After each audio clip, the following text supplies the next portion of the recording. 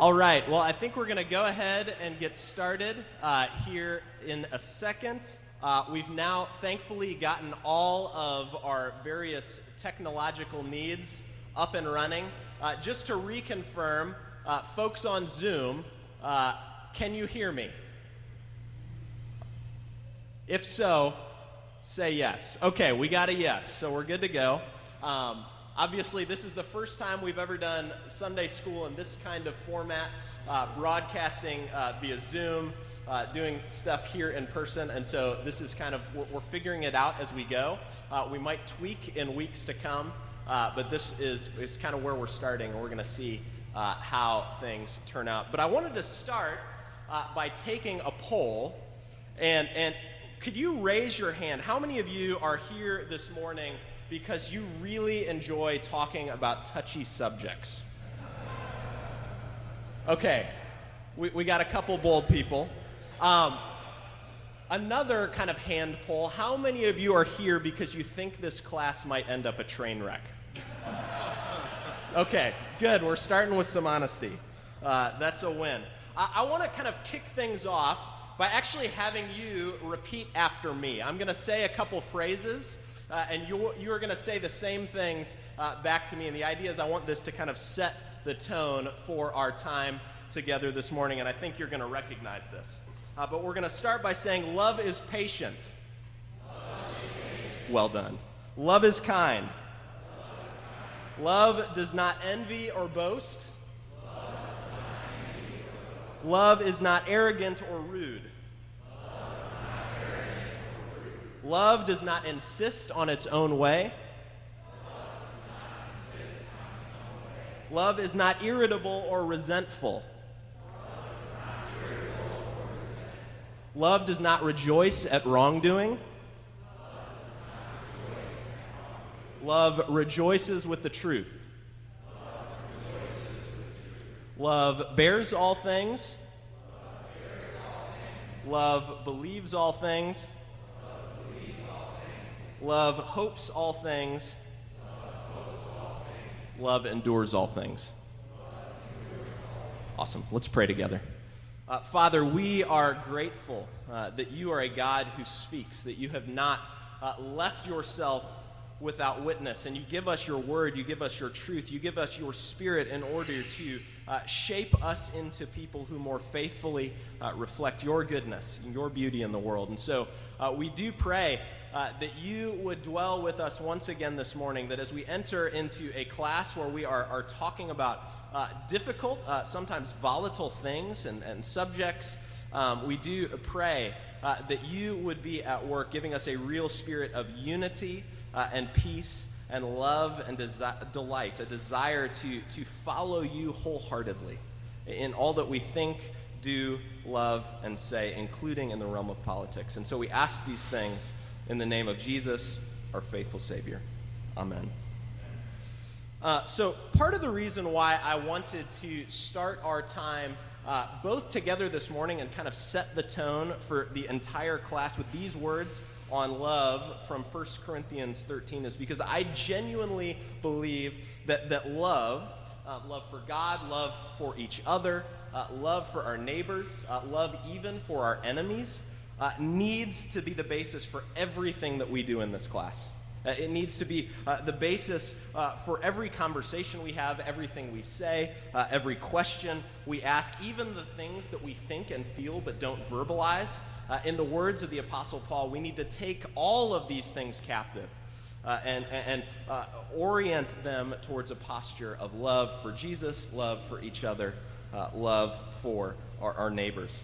One of the things that we talk a lot about at Redeemer is the transforming safety of the gospel, this idea that through the death and resurrection of Jesus, we are now totally secure, completely forgiven, fully loved in the sight of God. We are now righteous and beautiful.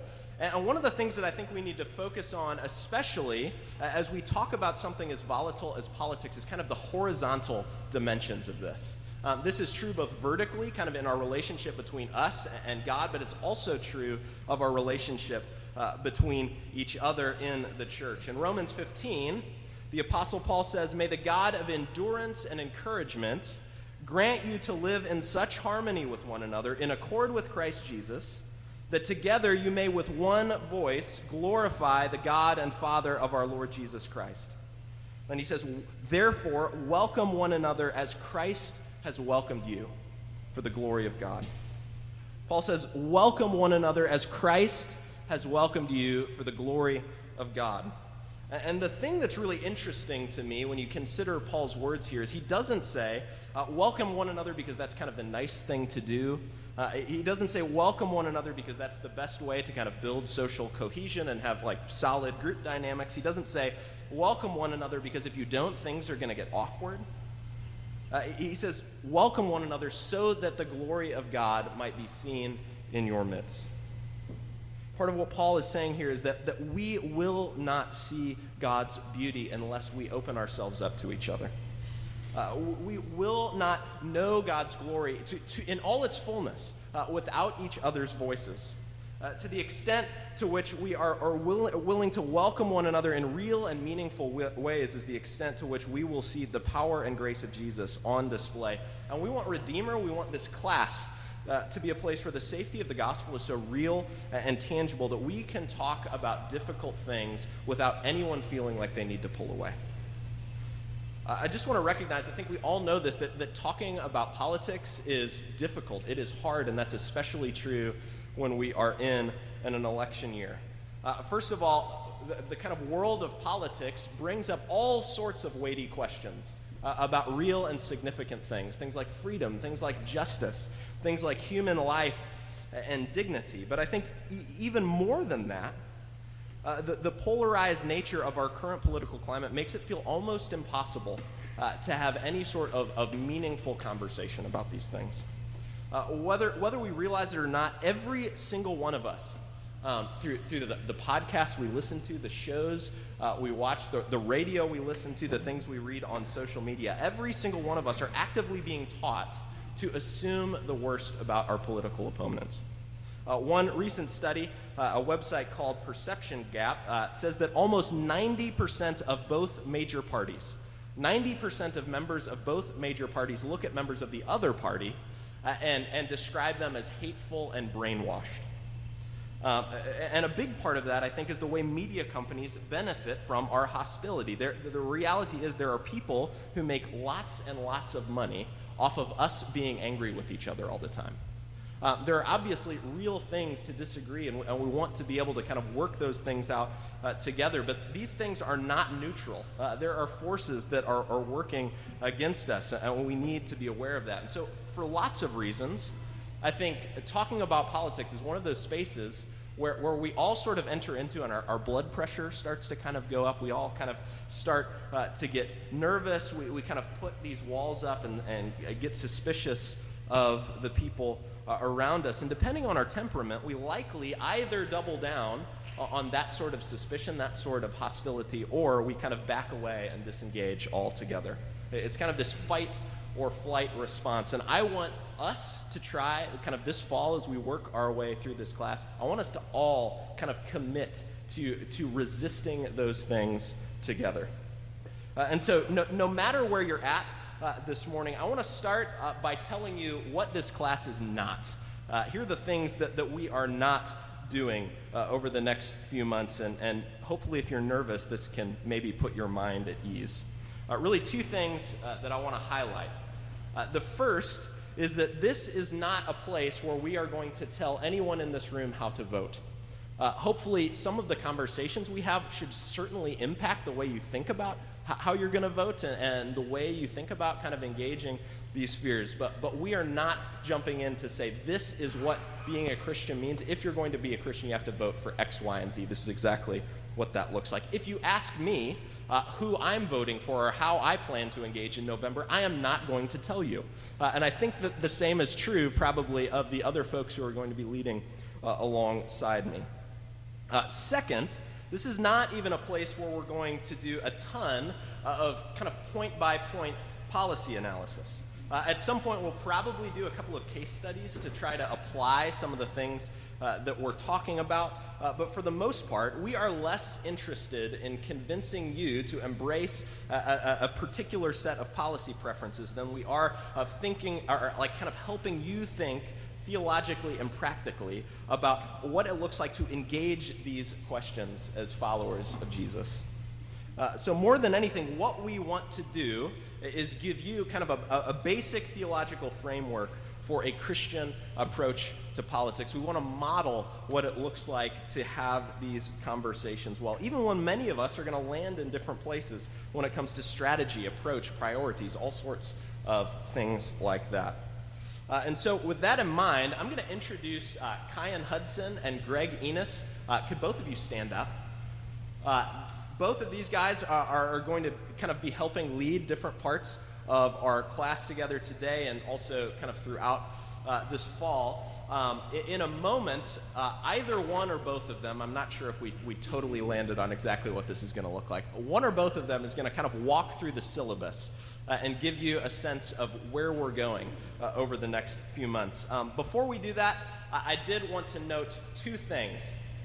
First, this is not required reading, but one book that I think would be a super helpful companion to some of the things that we're talking about is a book called The Political Disciple, a theology of public life by a theologian named Vincent Baycoat. He's a professor at Wheaton College. Again, not required reading, but we might reference it at a couple different points throughout the class, and I think it would be super beneficial if you want something to kind of read along as we're working through our things. The second thing, I'm going to pass out the syllabus in just a moment, but there are two things that are not listed on there, and a big part of that is because we're still kind of working out some of the details, so I didn't want to bind ourselves to dates and say, hey, here's when you can expect this. But the two things that are going to happen, besides the things that we're going to do on Sunday morning, are one, we're going to pick an evening and host a showing of a documentary called Boys State. Which is a documentary about kind of this mock political process that a number of high schools, like thousands of high schoolers, go to every year. And we're going to kind of use that as a kind of conversation starter about, okay, what does it look like to engage kind of the political process in these ways? How do parties work and that sort of thing? That'll happen sometime in the evening. The second thing that I want to highlight that is not on the syllabus that we're about to pass out is closer to the election.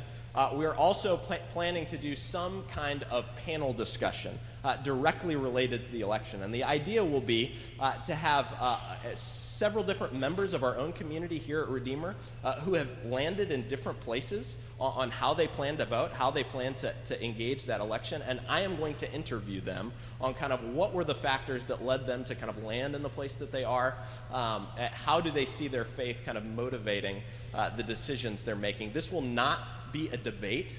The idea behind this is for us all together to grow in our ability to listen and understand and have a kind of political empathy as we kind of listen and engage folks who are landing in different places yet. We haven't nailed down the dates yet, but keep an eye out for more info. We'll do that in just a little bit. So with that in mind, I'm going to have Kyan and Greg. Is Kyan doing it? Awesome. He's going to come forward now, and I will pass out the syllabus.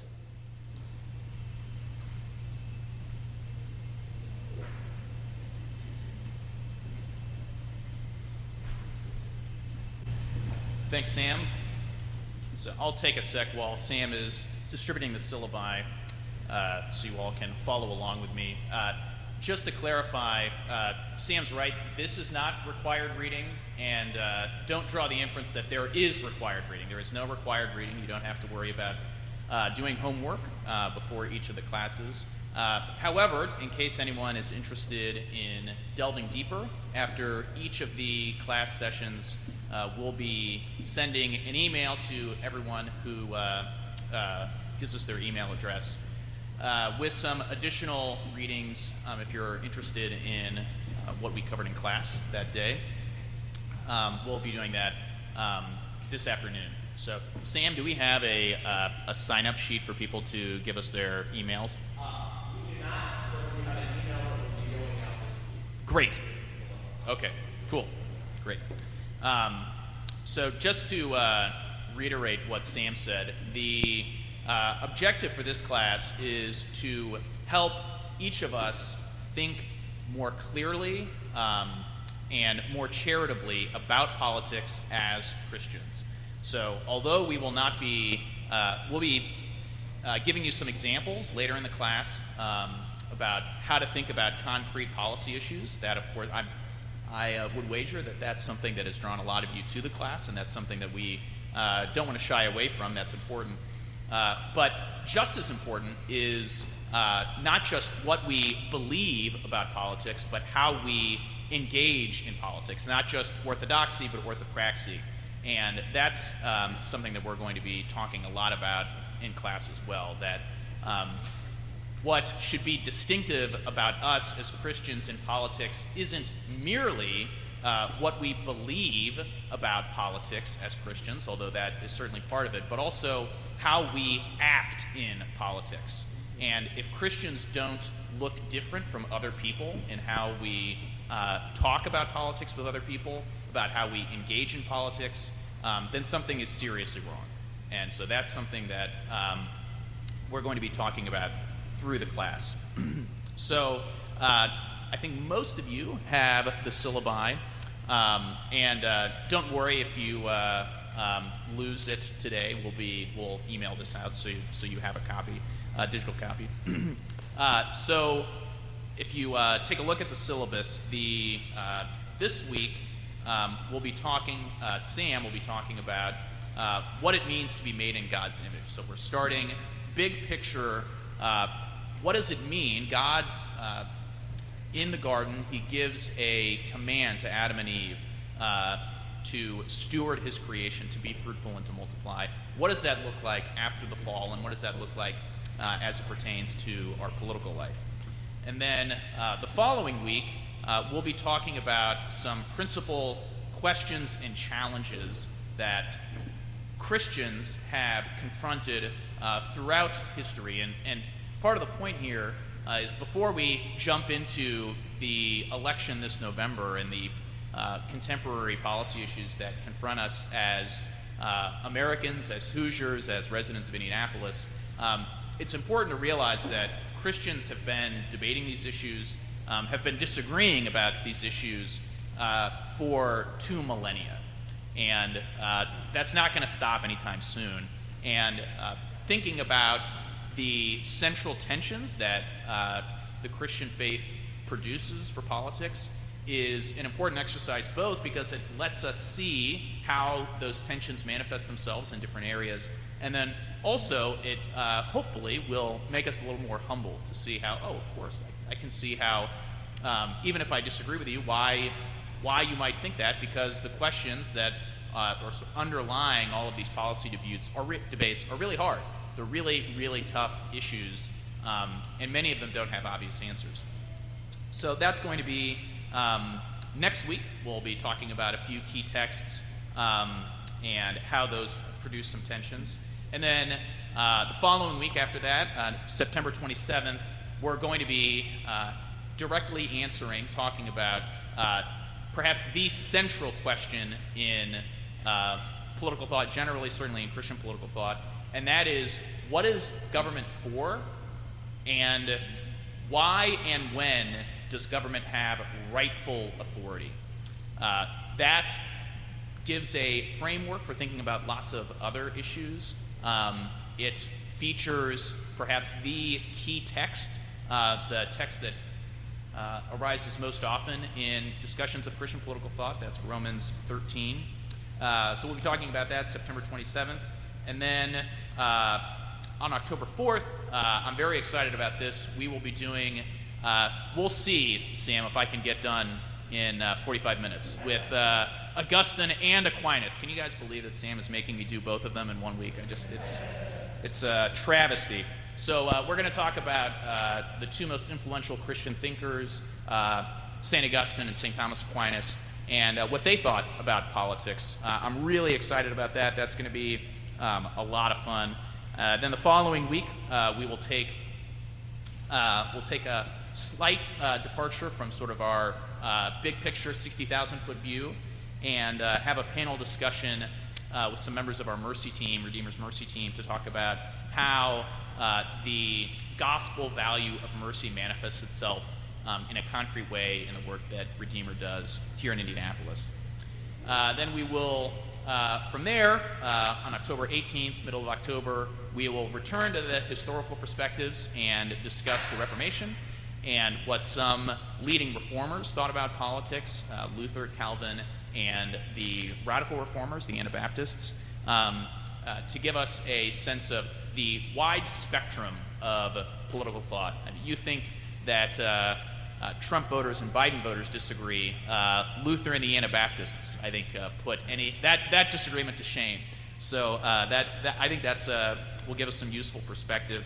Then the following week we'll be talking about American political thought to give us some context for the specific challenges and questions that arise for American Christians thinking about politics. Understanding that history and that context is important. Then the following week, this is November 1st, so the Sunday before Election Day, we're going to be talking about what it means to be an exile as a Christian. This is a metaphor that we will learn about in the Augustine and Aquinas discussion, talking about Augustine's city of God. What does it mean to be a citizen of the city of God, living as a citizen in the city of man? How do we think about our role? How does that structure our role as a Christian in Indianapolis and Indiana and the United States? Then the following week, November 8th, that is the Sunday after Election Day, the title of the class is Proximate Justice, Politics, Disappointment, and the Hope of the Gospel. I think the context for that is obvious. There will be at least some people in this class who will be disappointed about the results of the election. I have no doubt. And so that class is going to be talking about how do we live as Christians in a world where our hopes seem to be constantly disappointed. What resources does the gospel have for addressing that problem? And then the following week, mid-November, we're going to be talking specifically about the Christian commitment to truth, the commandment to not bear false witness, and how that should affect how Christians engage in politics. And then, finally, November 22nd and December 6th, we are going to be addressing some concrete contemporary issues. So one thing that I would ask of you all, both the folks here in person and the folks on Zoom, that you start thinking about what contemporary issues you might be interested in. Certainly Sam, Greg, and I have put some thought into what might be interesting and useful. But if there's a contemporary policy issue, a policy question that you are really interested in or really struggling over, and you'd like to hear about how Christians might approach that question, please let us know. We are certainly open to, we want those weeks to be useful and interesting to you all. And we want to make it clear that we're not afraid of shying away from real concrete issues. It's not just about flying at 60,000 feet. So that's late November, early December. And then mid-December, December 13th, we're going to be talking about what does it mean to engage in politics as a Christian outside of voting. It's easy to think of politics as being synonymous with elections, and certainly how we vote is important, and how we think about voting is important. But if we think that's the only thing, that's a deep, deep mistake. And so that week, our penultimate week, we're going to be talking about other ways that Christians can love our neighbors through politics outside of the voting booth. And then finally, we will close with what I hope will be a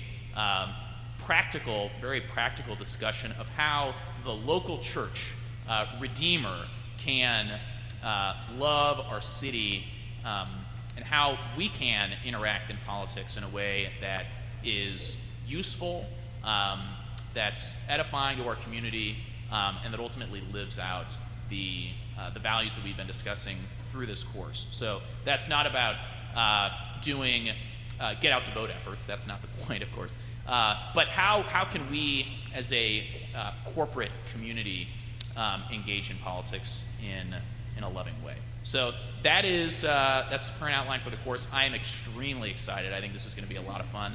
I think it's going to spark some good conversations. And Sam, I'll turn it back to you. Thanks.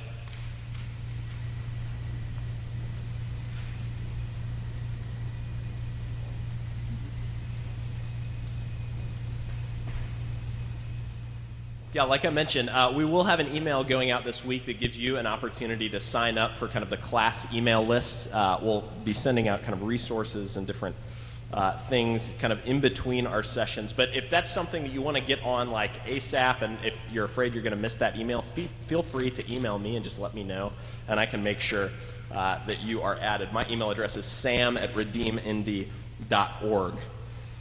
Before we dive into kind of our like teaching content of the day, I sort of wanted to ask if somebody, like me for instance, were to come up and ask you to give a one-sentence definition of what politics is, what would you say?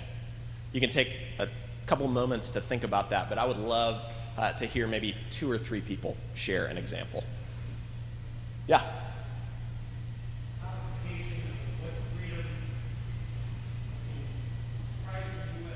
Yeah, so for the folks listening on Zoom, codification of what freedom in Christ and in the U.S. kind of looks like. Any others? Yeah. War by other means. That's a very common one. Yeah. Anything else? Yes. Process of human decision making. Awesome. Thank you all. Yeah, this is really great, and I think one of the things that we pick up, some kind of focus on like formal process of like policy and that sort of thing. Others are a bit more general in terms of, okay, how do we go about making these decisions?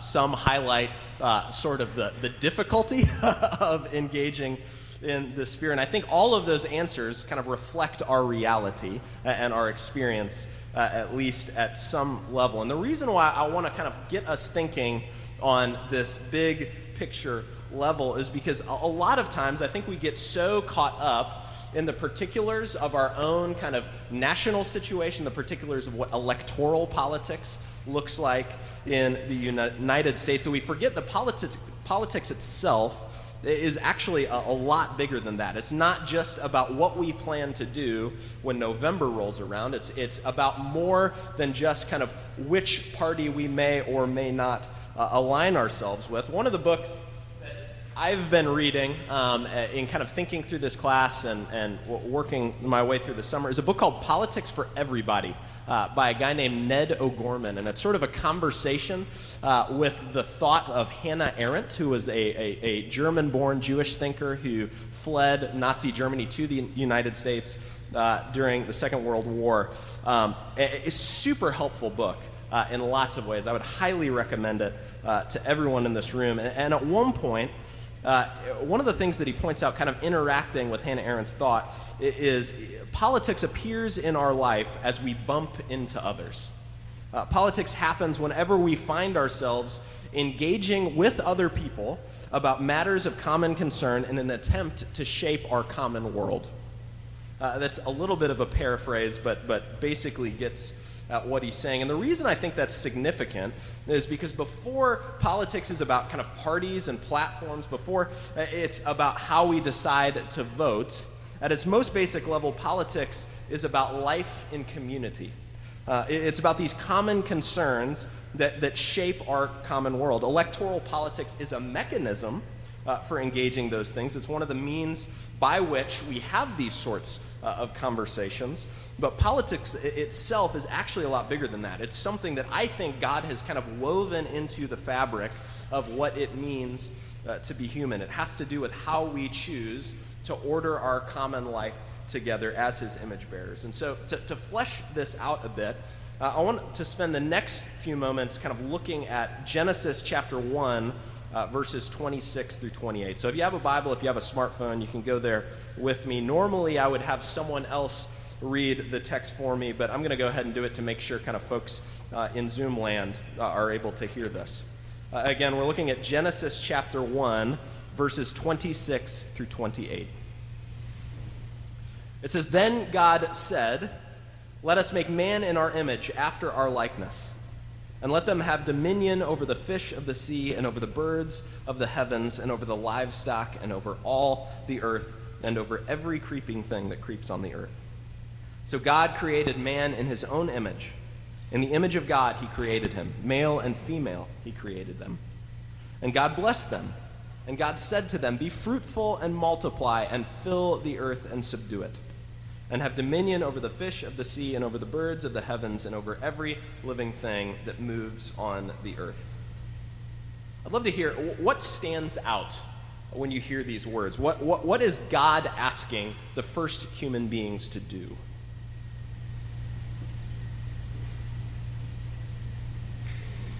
You could, what was that? Reflect him?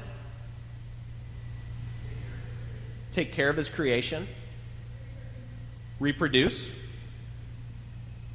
Yeah, there are lots of different things that are going on here, and there are a few categories that kind of touch on all of these things that I want to highlight that I think have unique significance to what we're talking about in this class. And the first is our identity as people who are made in God's image.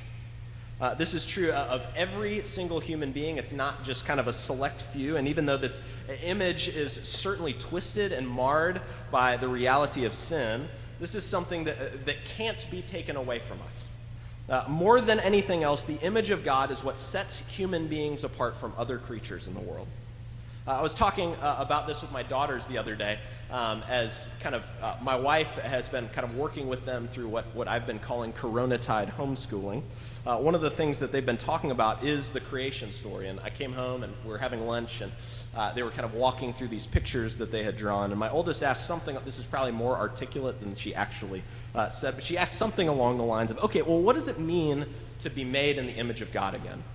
And the way I answered was sort of like, okay, you know how you love to draw pictures of our family? You know how you love to kind of draw these pictures that sort of represent us on this piece of paper? To be made in God's image means that God created us sort of to be pictures of him in the world.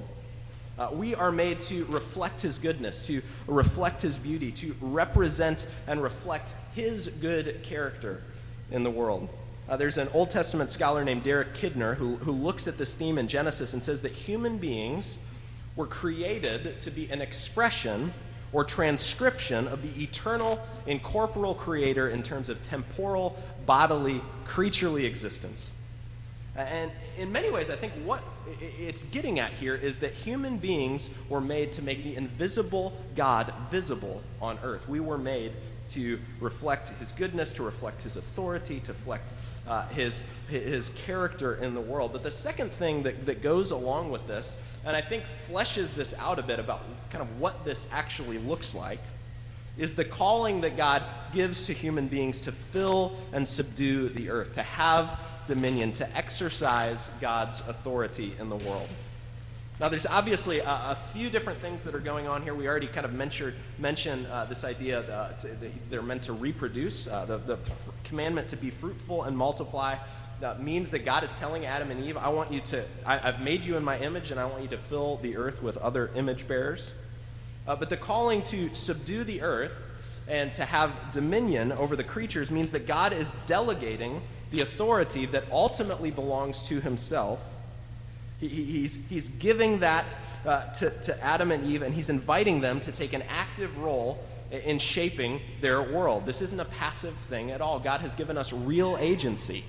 He's given us real authority. He's given us real power to actively shape the world around us. Andy Crouch looks at this and says that the calling that God places on human beings is an invitation to make something of the world.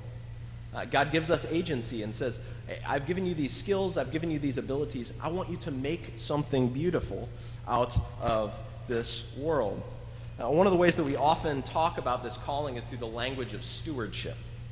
God has given us as his image bearers kind of charge and responsibility to steward the earth, to care for it, to cultivate it, to take the raw materials of creation and to shape and develop them in these kind of new and beautiful ways. And so I want to take a moment right now as we're kind of thinking about this idea, and I want us to look around and consider all of the things in this room, kind of in this space, that would not exist apart from human creativity. What are some of the things that you notice? There are lots of things that we could choose from. Basketballs.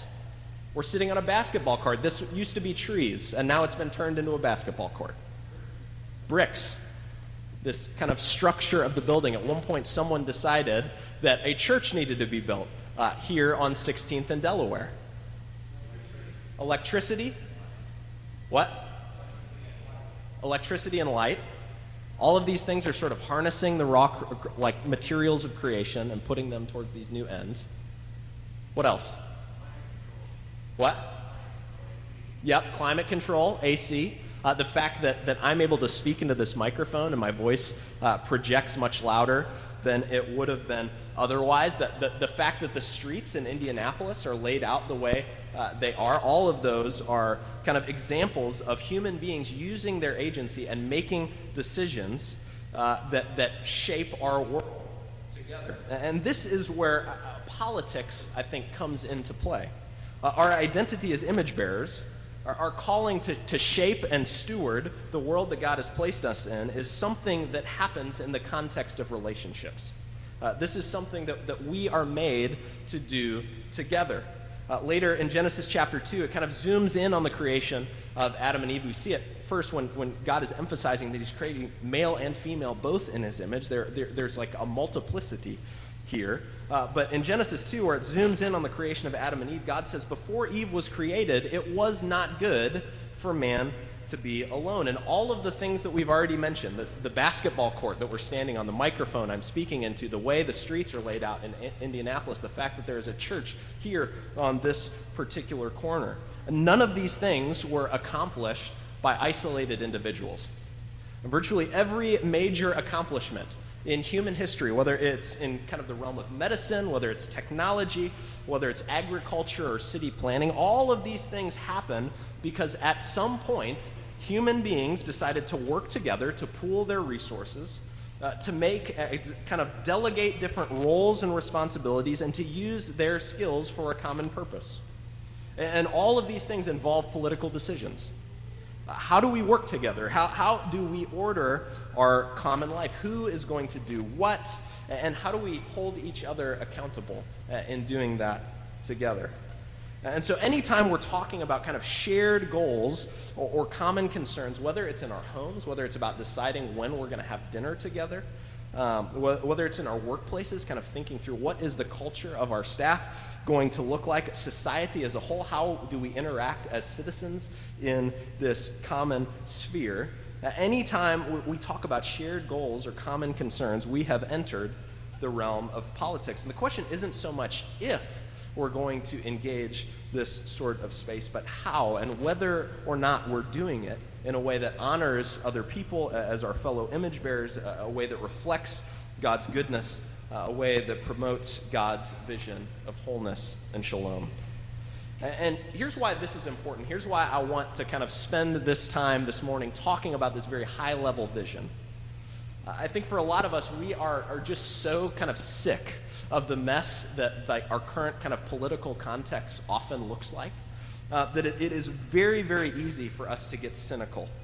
We're either kind of tempted to check out altogether, or we think of political engagement as a kind of necessary evil. It's like, this is terrible, this is awful, I don't want to do this, but I guess I have to in order to be responsible.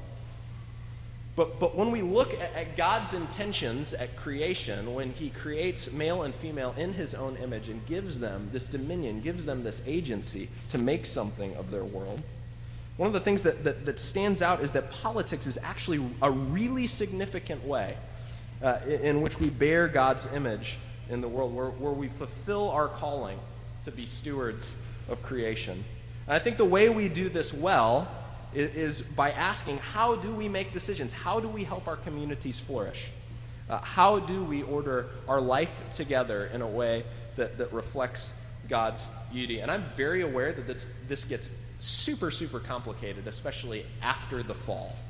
Now that sin has entered the world and everything is sort of fractured and broken in all sorts of ways. And as Kyan mentioned, we're going to start getting into some of those tensions that we're going to have to navigate next week. But if we're going to do any of these things well, if we are going to do this well, I think our overarching question needs to be, what is God's vision for a good and just society? What is God's vision for a good and just community? And what must we cultivate in order to move in that direction, however imperfectly? What does it mean to subdue the earth? What is kind of part of that commandment that God is giving? And yeah, I think you're hinting at sort of the answer even as you're asking that, in that, like, I think a lot of us hear that, and there's this idea of dominion that feels like domineering, and it's like, oh, I have total control, like I am jumping in and I get to do whatever I want in this space. But the idea is that we are like delegated representatives. Like, God has created his world good and placed humanity to represent him here, and we are accountable to him. Like, it is not sort of free reign for us to do whatever we want. And so what it means to subdue the earth, to have dominion, is to kind of enter in a posture of humility and use our agency kind of for the purposes of God in the world. What does it look like to kind of pursue what God's vision of goodness is? For folks who are on Zoom who maybe didn't hear that, kind of the question is, how do we navigate the kind of tension between this vision that we see in God's creation and the reality of what it looks like to live in a fallen world? The fact that we want to pursue goodness, we want to pursue justice, we want to pursue righteousness, but like all of our best efforts are never going to get there fully. And like even the systems that we're kind of operating within have like sort of the cards stacked against us, in that there are no like particular parties or systems or kind of platforms that are wholly aligned with the values of God's kingdom. And so how do we kind of rank these priorities? How do we make those decisions about what we're going to emphasize? How does the idea of power enter this discussion? And I mentioned Andy Crouch a little while ago. His kind of idea of part of what it means to kind of exercise dominion is God's calling us to make something of the world. And he has a book called Playing God. He has actually two books that are kind of on the theme of power and what that looks like in God's calling on humanity. And the interesting thing, when you look at Genesis 1 and 2, in being made in God's image, in being called to have dominion in the world, God has given us as human beings tremendous power, every single one of us. We kind of hear this idea of power, and we tend to think, oh, power corrupts, absolute power corrupts absolutely. And there is absolutely a sense in which that is true. But power in itself is something good that God gives to us as human beings in order to use for his glory, to represent him in the world for the good of kind of creation, for the good of our communities. And one of the points that Crouch makes is kind of the best uses of power in what we see in kind of Genesis 1 and 2. God is giving Adam and Eve this power and saying, I want you to multiply that power. I want sort of my goodness and my beauty to extend beyond Eden, to be like multiplied in these new and creative ways throughout the world. So obviously there's a lot of complicated factors with that question, because we've seen power used for great evil. But also kind of recognizing the structures that God does intend for good there too. To be honest, I'm kind of going to punt the answer, because that is something that we are going to talk about at a few different points throughout the class.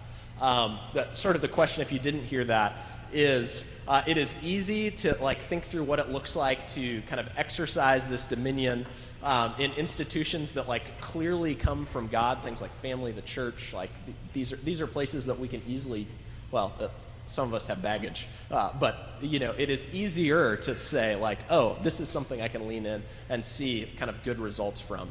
The realm of politics often feels so twisted and distorted that it's like, can I even have any sort of confidence that I'm going to be able to kind of promote good here? And so, yeah, that's something we're going to unpack at a few different points. That'll probably be a theme that's running through most of this class in some ways. Thank you all. This has been fun, and I am genuinely excited and terrified to see what our conversations are going to look like over the next few months.